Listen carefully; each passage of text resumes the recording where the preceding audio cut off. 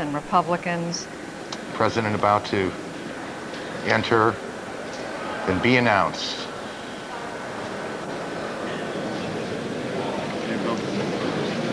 Mr. Speaker, the President of the United States.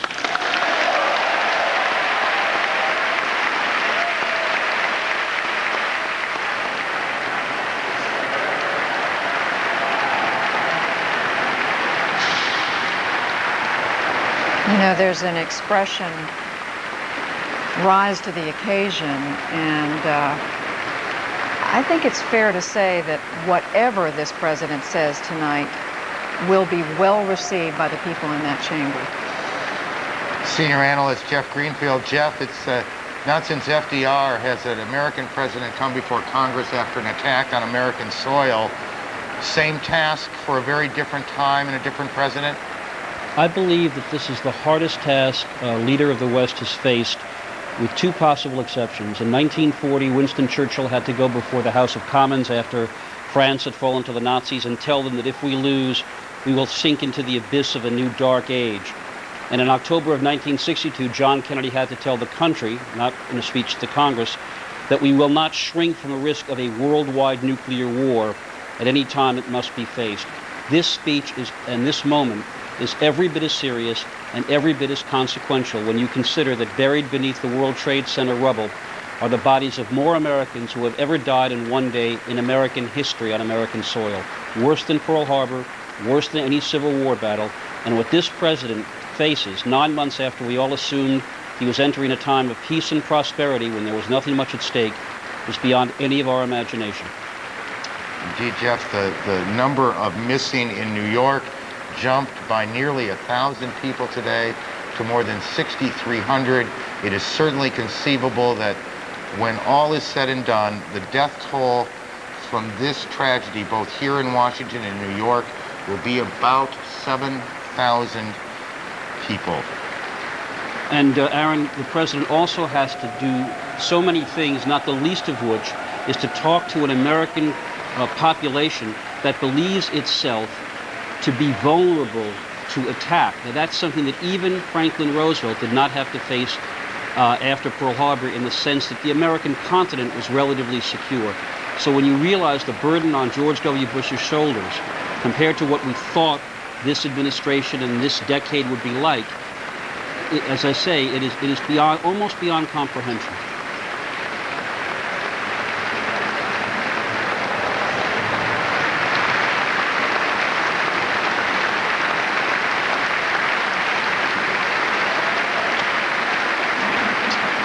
An extraordinary coming together in American life these past 9 days.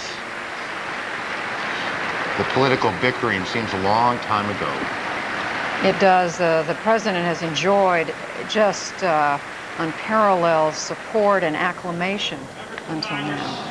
And the high privilege, the distinct honor of presenting to you the President of the United States.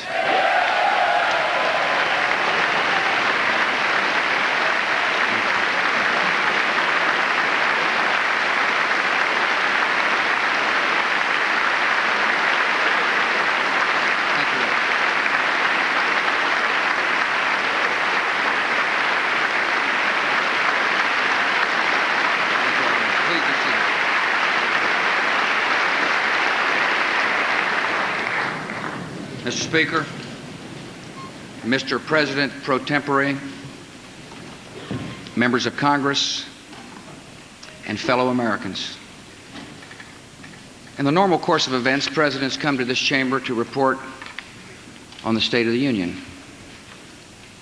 Tonight, no such report is needed. It has already been delivered by the American people. We have seen it in the courage of passengers who rushed terrorists to save others on the ground. Passengers like an exceptional man named Todd Beamer. And would you please help me welcome his wife, Lisa Beamer, here tonight.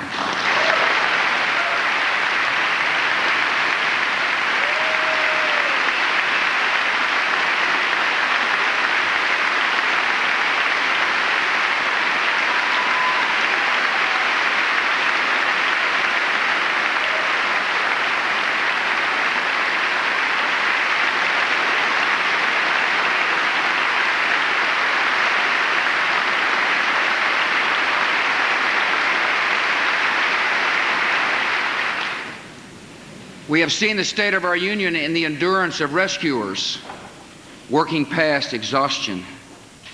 We've seen the unfurling of flags, the lighting of candles, the giving of blood, the saying of prayers in English, Hebrew, and Arabic. We have seen the decency of a loving and giving people who have made the grief of strangers their own. My fellow citizens, for the last 9 days, the entire world has seen for itself the state of our union, and it is strong.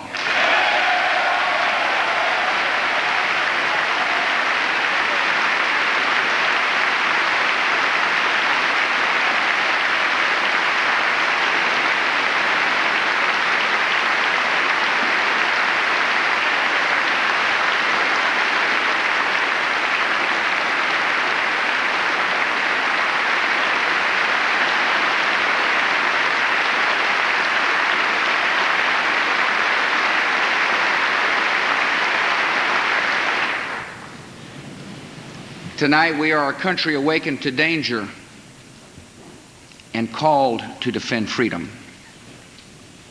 Our grief has turned to anger, and anger to resolution. Whether we bring our enemies to justice or bring justice to our enemies, justice will be done.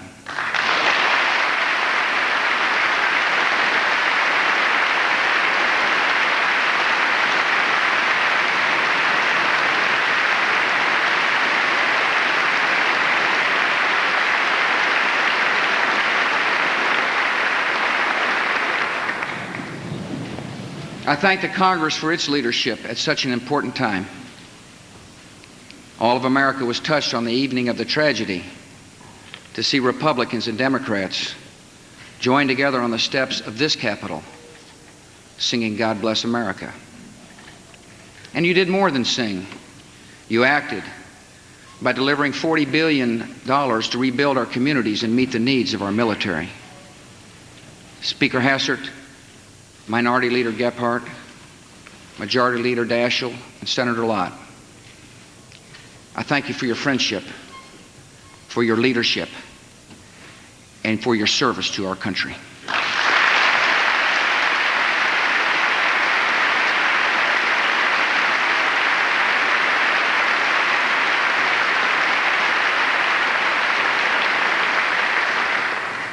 And on behalf of the American people, I thank the world for its outpouring of support.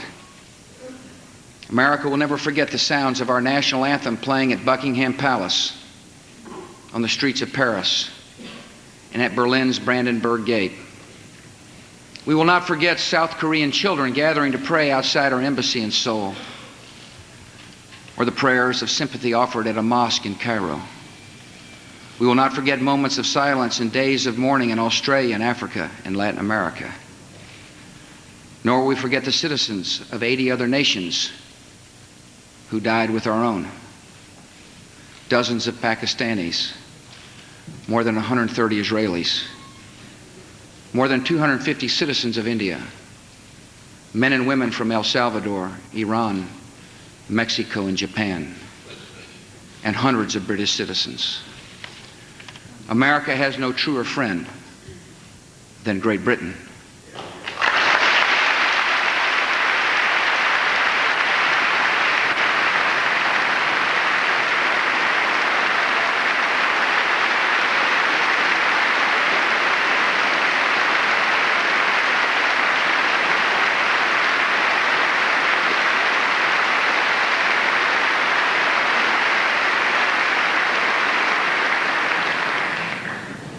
Once again, we are joined together in a great cause.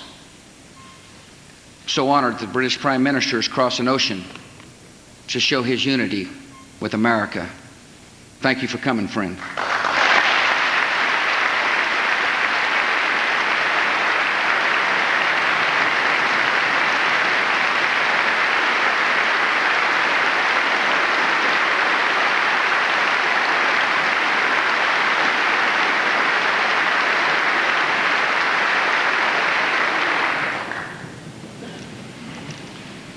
On September the 11th, enemies of freedom committed an act of war against our country.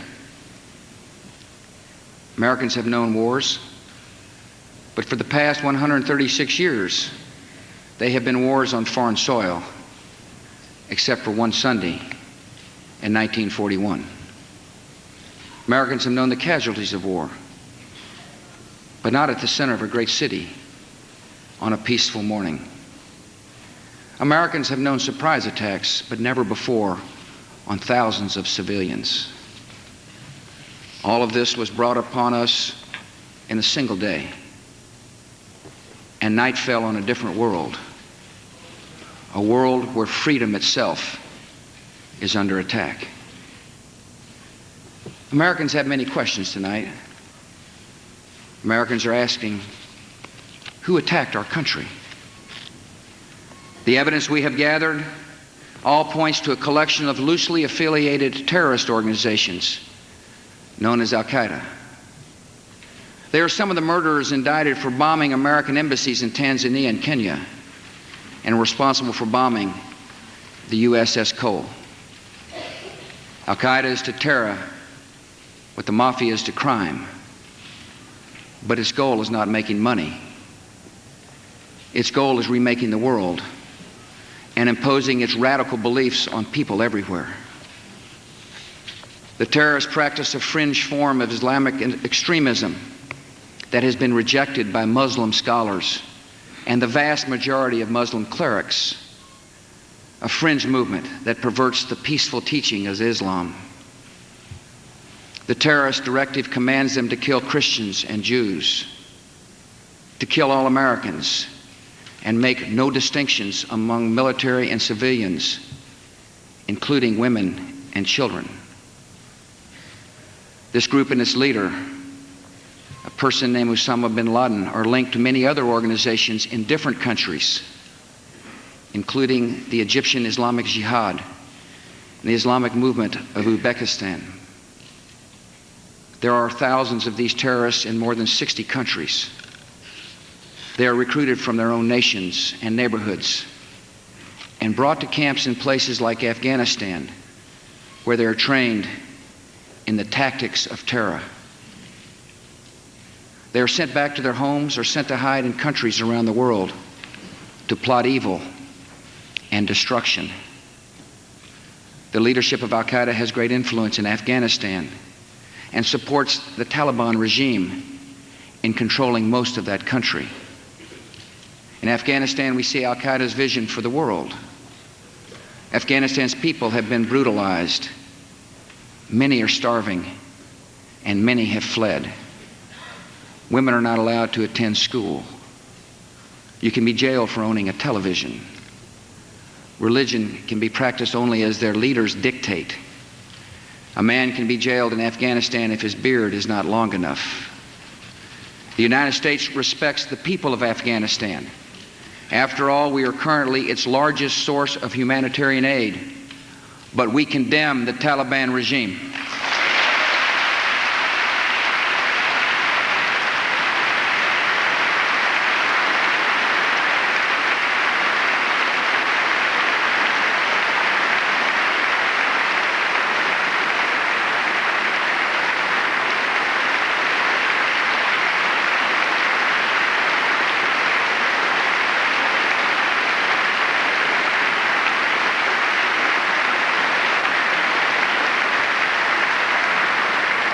It is not only repressing its own people, it is threatening people everywhere by sponsoring and sheltering and supplying terrorists.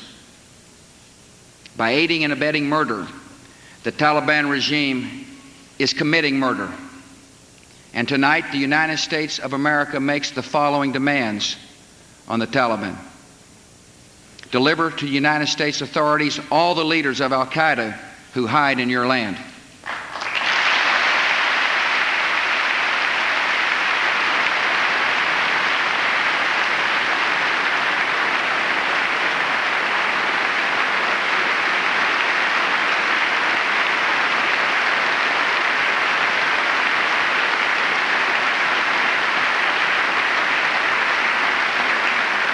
Release all foreign nationals including American citizens you have unjustly imprisoned. Protect foreign journalists, diplomats, and aid workers in your country.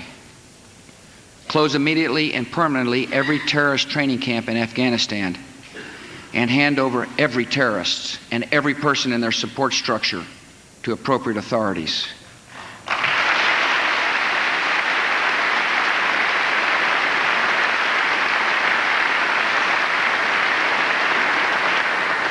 Give the United States full access to terrorist training camps so we can make sure they are no longer operating. These demands are not open to negotiation or discussion.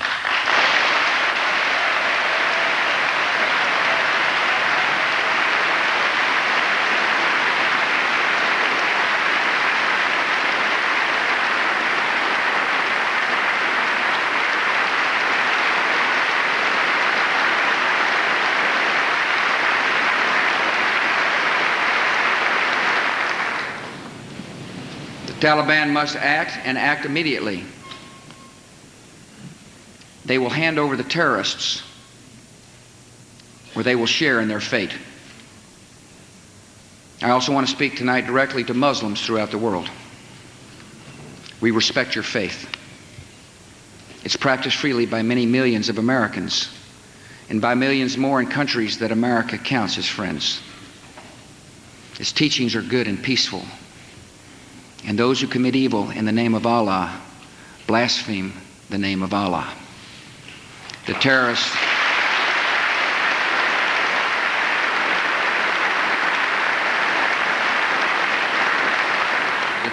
are traitors to their own faith, trying in effect to hijack Islam itself.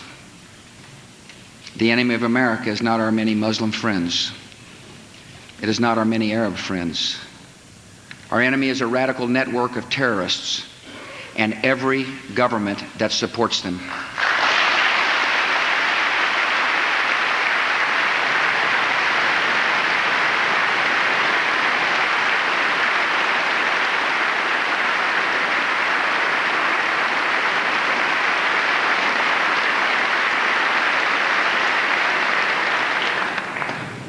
Our war on terror begins with Al-Qaeda, but it does not end there.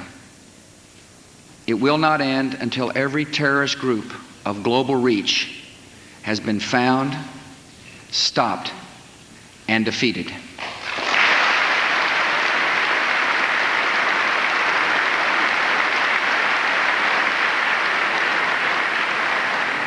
Americans are asking, why do they hate us? They hate what they see right here in this chamber, a democratically elected government. Their leaders are self-appointed. They hate our freedoms, our freedom of religion, our freedom of speech, our freedom to vote and assemble and disagree with each other. They want to overthrow existing governments in many Muslim countries, such as Egypt, Saudi Arabia, and Jordan.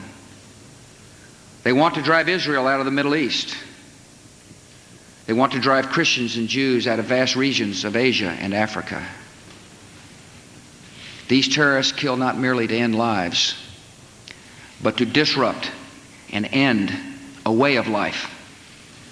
With every atrocity, they hope that America grows fearful, retreating from the world and forsaking our friends. They stand against us because we stand in their way. We're not deceived by their pretenses to piety. We have seen their kind before. They are the heirs of all the murderous ideologies of the 20th century. By sacrificing human life to serve their radical visions, by abandoning every value except the will to power, they follow in the path of fascism, Nazism, and totalitarianism. And they will follow that path all the way to where it ends, in history's unmarked grave of discarded lies.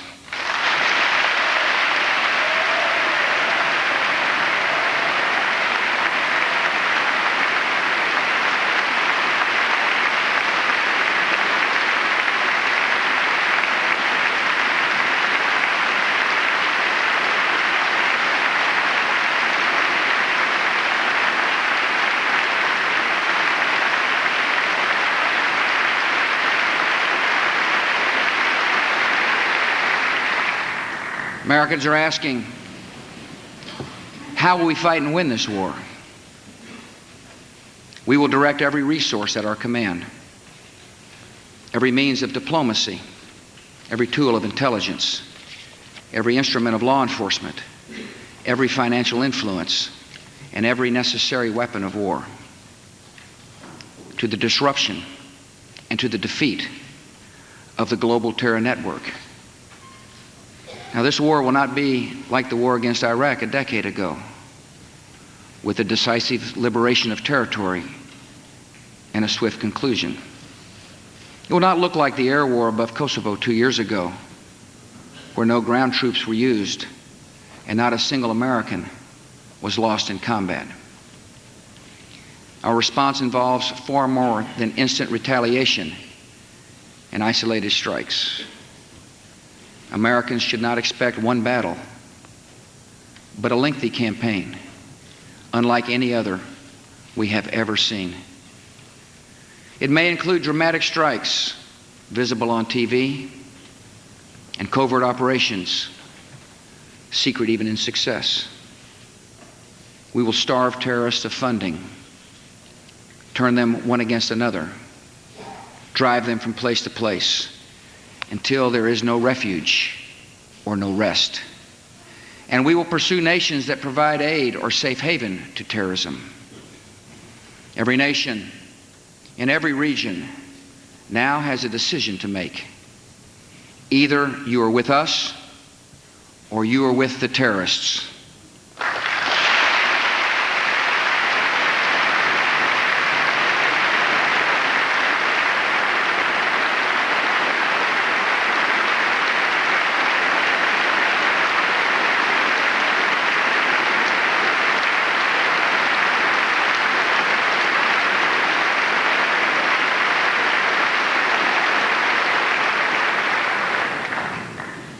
From this day forward, any nation that continues to harbor or support terrorism will be regarded by the United States as a hostile regime.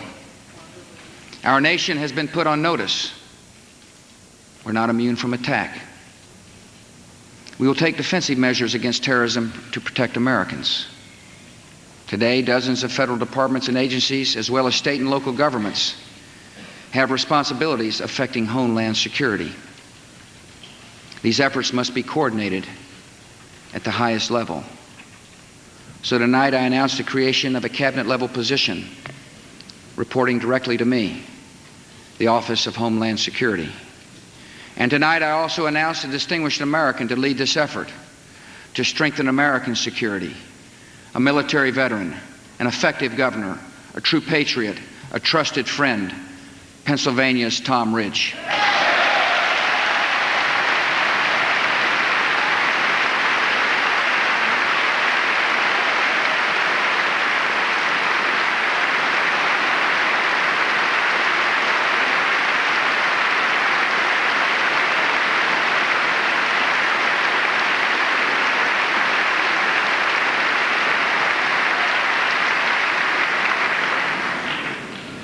He will lead, oversee, and coordinate a comprehensive national strategy to safeguard our country against terrorism and respond to any attacks that may come.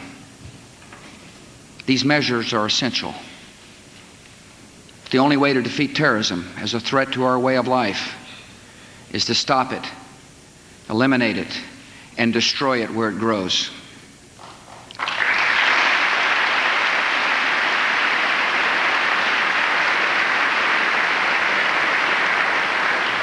Many will be involved in this effort, from FBI agents to intelligence operatives to the reservists we have called to active duty.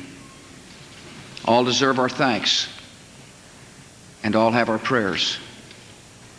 And tonight, a few miles from the damaged Pentagon, I have a message for our military. Be ready. I've called the armed forces to alert, and there is a reason.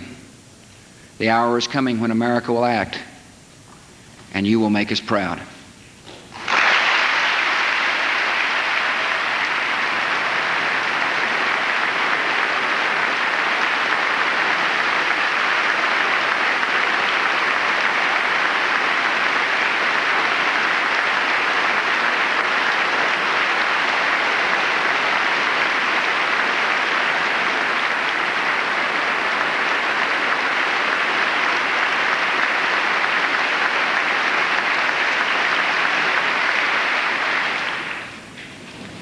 This is not, however, just America's fight. And what is at stake is not just America's freedom. This is the world's fight. This is civilization's fight.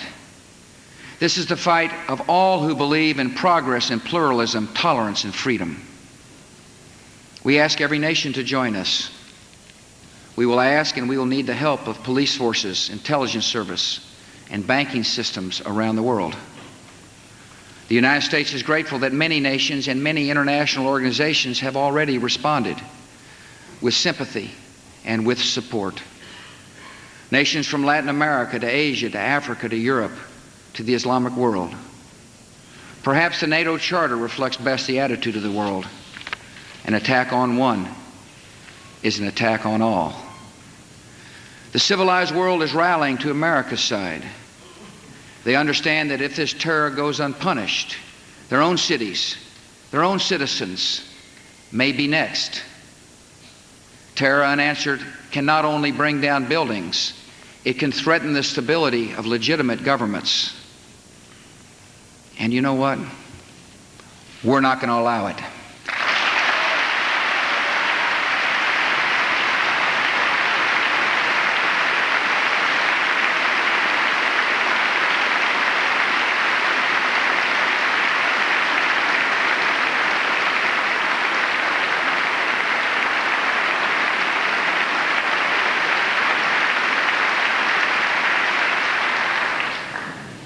Americans are asking what is expected of us.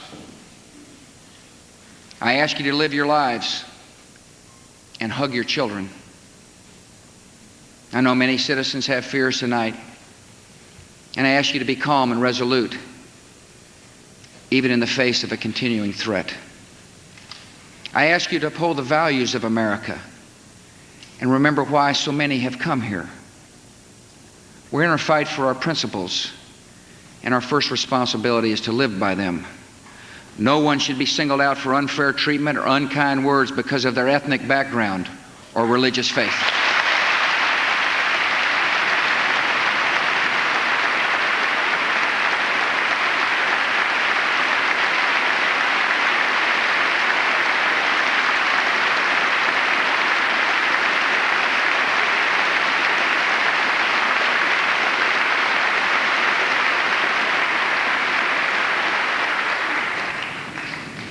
I ask you to continue to support the victims of this tragedy with your contributions. Those who want to give can go to a central source of information, libertyunites.org, to find the names of groups providing direct help in New York, Pennsylvania, and Virginia. The thousands of FBI agents who are now at work in this investigation may need your cooperation, and I ask you to give it. I ask for your patience with the delays and inconveniences that may accompany tighter security, and for your patience in what will be a long struggle. I ask your continued participation and confidence in the American economy. Terrorists attacked a symbol of American prosperity.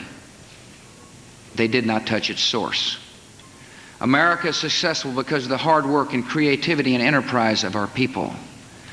These were the true strengths of our economy before September 11th, and they are our strengths today.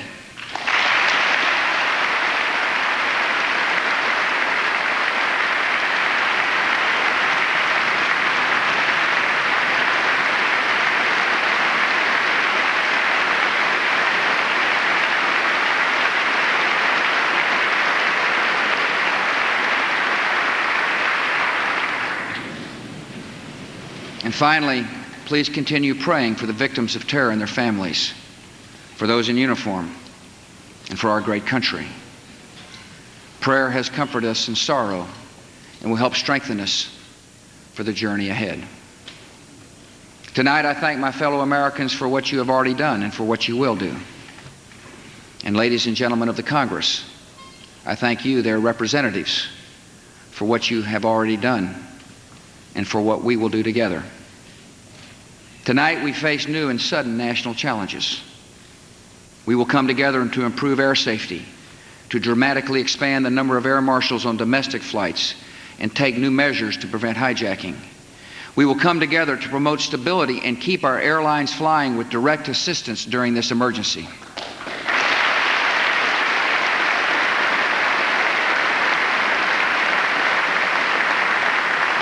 We will come together to give law enforcement the additional tools it needs to track down terror here at home.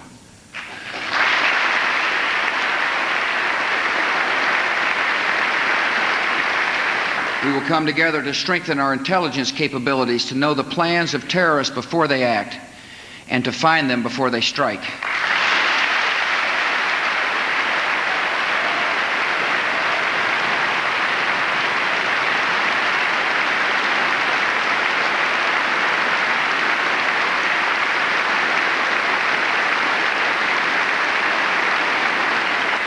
We will come together to take active steps that strengthen America's economy and put our people back to work.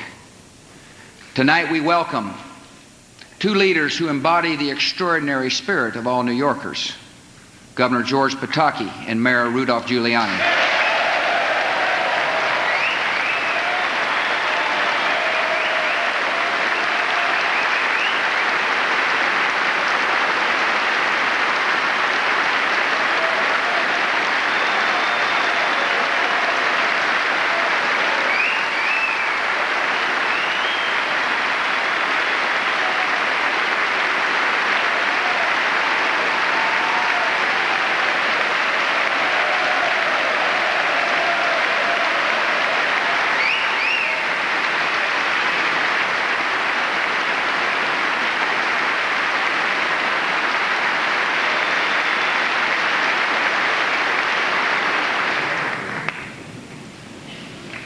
As a symbol of America's resolve, my administration will work with Congress and these two leaders to show the world that we will rebuild New York City.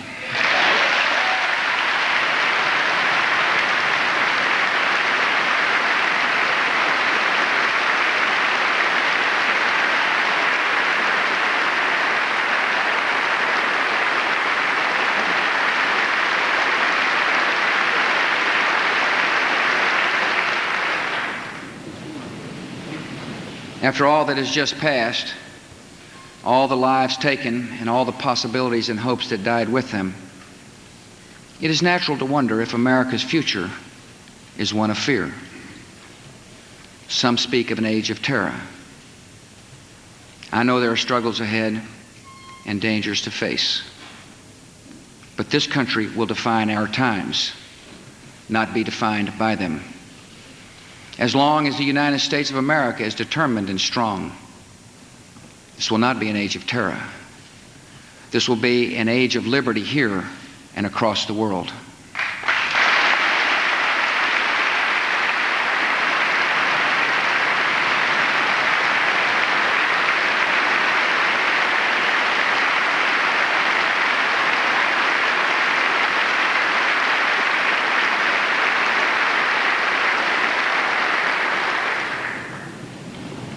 Great harm has been done to us.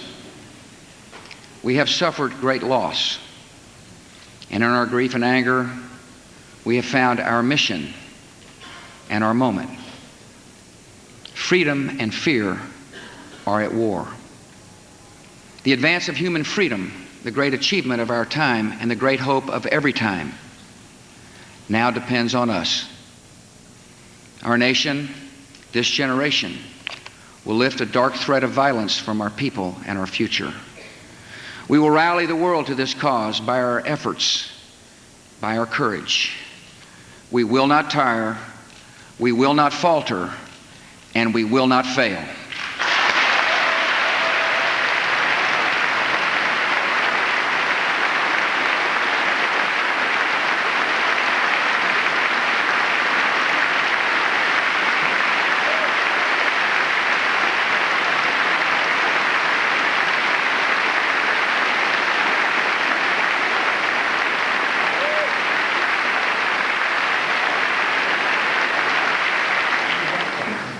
It is my hope that in the months and years ahead, life will return almost to normal.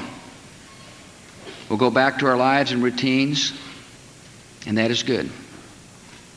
Even grief recedes with time, and grace. But our resolve must not pass. Each of us will remember what happened that day and to whom it happened. We'll remember the moment the news came, where we were and what we were doing. Some will remember an image of a fire or a story of rescue. Some will carry memories of a face and a voice gone forever. And I will carry this. It is the police shield of a man named George Howard, who died at the World Trade Center trying to save others. It was given to me by his mom, Arlene, as a proud memorial to her son. It is my reminder of lives that ended in a task that does not end.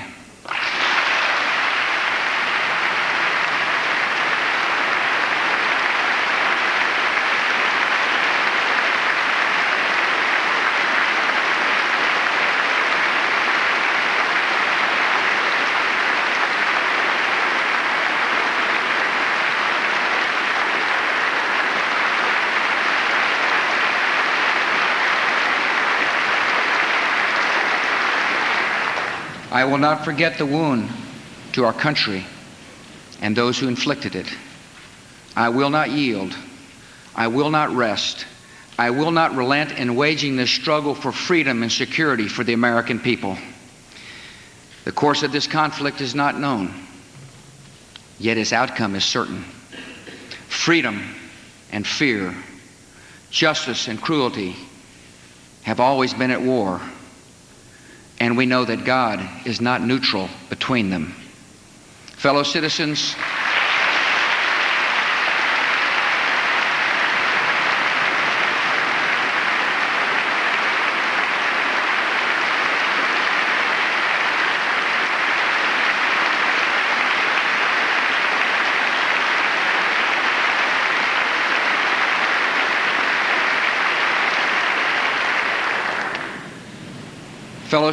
we'll meet violence with patient justice, assured of the rightness of our cause and confident of the victories to come. In all that lies before us, may God grant us wisdom, and may He watch over the United States of America. Thank you.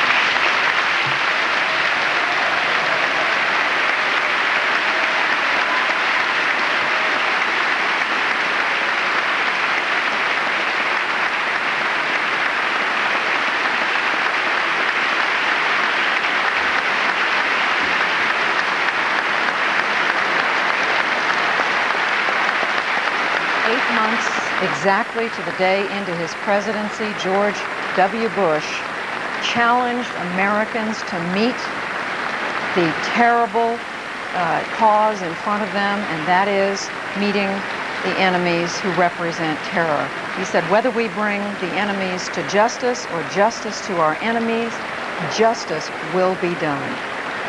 A speech running about 30 minutes, interrupted almost 30 times. To our ear at least, as strong and as confident as we have ever heard George W. Bush. And Jeff Greenfield, this president combined prayer, he combined a challenge to the American people, he gave us a history lesson, and he, in effect, gave us a primer on what the American people are facing. Yes, Judy, I think that in this instance, as Aaron said, this speech definitely met the moment. Part of the speech was forged in steel, not just the demands to the Taliban, but the very tough language: from this day forward, any nation that continues to harbor or support terrorism will be regarded as a hostile nation. There were also moments of tenderness when he talked about the loss people have suffered.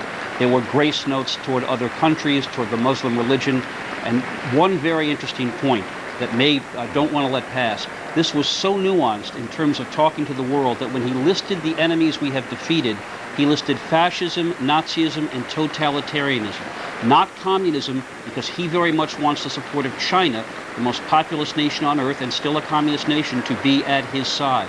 So he spoke to Americans, both in terms of the grief we had and the certainty of victory, but he was also talking to the world.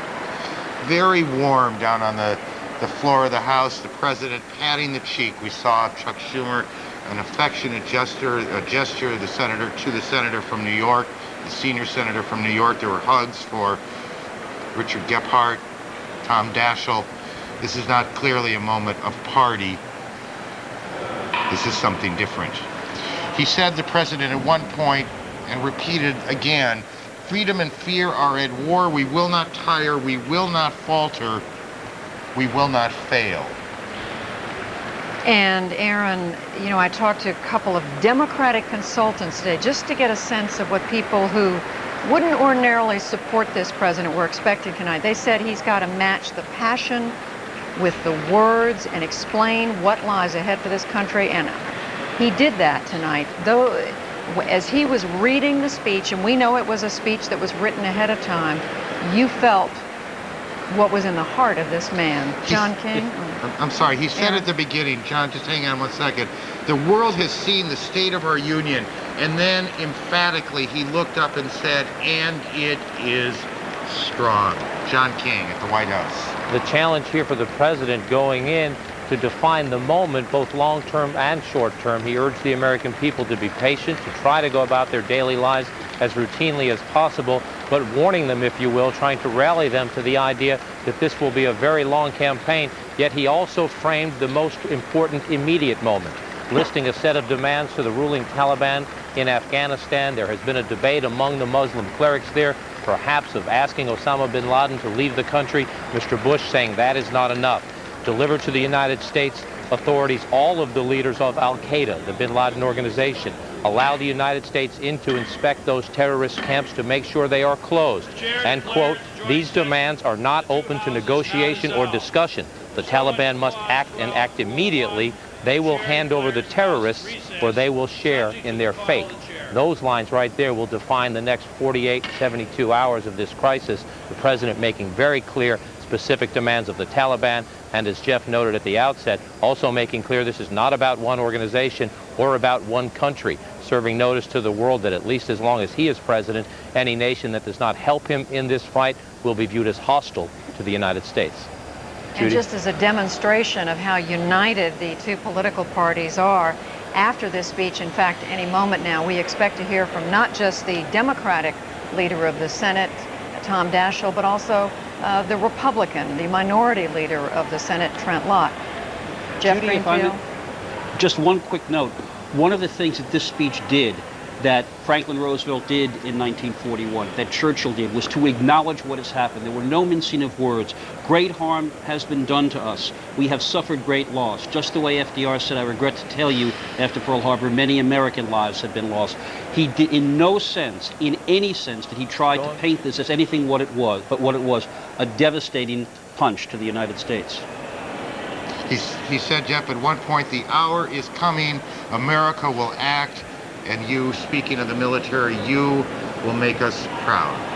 He was playing many roles tonight. It was a call to arms. He was saying to the military, be ready. He was saying to Americans, be resolute, in effect. He was also playing the role, almost a spiritual role. He was reminding us of the victims of this terrible tragedy. You saw a president fulfilling the many, many roles that more roles than he's ever been called on to fulfill. And at points almost empathetically trying to say, we will get there, we will be all right. In the days and months and years ahead, things will return to normal. Tom Daschle and Trent Lott, the two senators, now respond. About 40 members of the Senate, Republicans and Democrats, visited Ground Zero in New York. It is impossible to describe the utter devastation and the feeling you get standing among the ruins. I always thought that seeing the Twin Towers rising above New York was an inspiring sight. But today we saw something even more inspiring. We met some of the firefighters, the rescue workers, who continue to comb through the wreckage. We talked with survivors and family members. We saw men and women going back to work, children going back to school, people going on about their daily lives with incredible courage, refusing to be cowed by terror.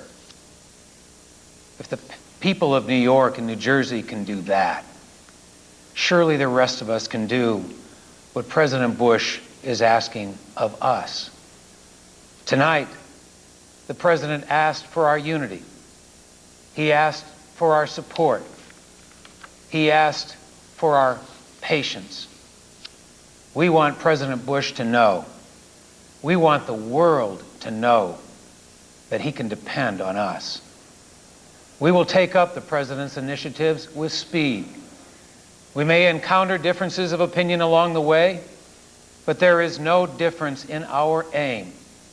We are resolved to work together, not as Democrats or Republicans, but as Americans. We will do whatever is needed to protect our nation. Nothing is more urgent. I commend the President for the work he has done in rallying the world. We are grateful to the many nations who are standing with us tonight. Together we will defeat this most insidious of threats. We will be fierce in the defense of our ideals. We will not sacrifice the freedoms that have sustained this nation for more than 2 centuries. We must not punish entire groups for the actions of a misguided few.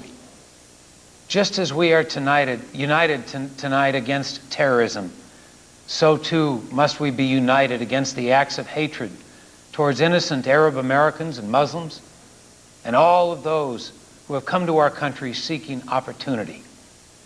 Hardship and heartbreak are not new to us. We Americans have endured great challenge and struggle, yet none has ever broken us. Our greatness in times of trouble is what distinguishes us as a nation. Tonight, the President has called us again to greatness, and tonight we answer that call.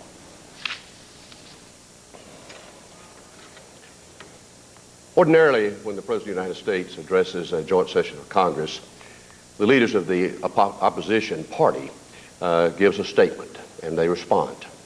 Tonight, there is no opposition party. We stand here united, not as Republicans and Democrats, not as Southerners or Westerners or Midwesterners or Easterners, but as Americans. I guess there are those in the world that thought this would pull us apart. We would start blaming each other and we wouldn't come to each other's aid. Well, we saw it in New York City today. Firemen and policemen and volunteers, men and women from all over America and other countries were there together, working to recover from this horrible, horrible incident. There's been a lot of sorrow, a lot of tears. We've all grieved together because it was not New Yorkers or Pennsylvanians or Virginians or military men and women or these volunteers that lost their lives. It was all of us. We've all suffered. But now we must pull together. The Congress has already started to acting in concert with this President of the United States. Tonight, he gave us a call to action. He said all the right things. He reached out to those that are grieving. He gave a challenge to us here in America. He asked for our patience. And he told those that would heap terror on America and the world that we will not stand for that. We will fight for freedom here at home and all around the world. Some people say maybe we're waving the red, white, and blue and the flag too much on our cars and on our homes and in our businesses and in our schools. It's not just about the flag. It's about those that died. And it's about those that are going to fight for freedom and to stop this reign of terror. It's one way we can embrace those that have gone and those that are going to do the right thing. It's not a trite phrase, and I've heard it all over America this last week. We are together, and we ask that God bless America. An unprecedented joint statement by the Democratic and Republican leaders of the United States Senate responding, reacting to President Bush's remarks. Aaron, just briefly, we heard Senator Daschle saying, and again, this is the Democratic leader saying, tonight the president has called us to greatness. Tonight we will answer that call. And then Senator Lott quickly saying, there's no opposition party here. To the White House, our senior White House correspondent. Final edge of the final frontier.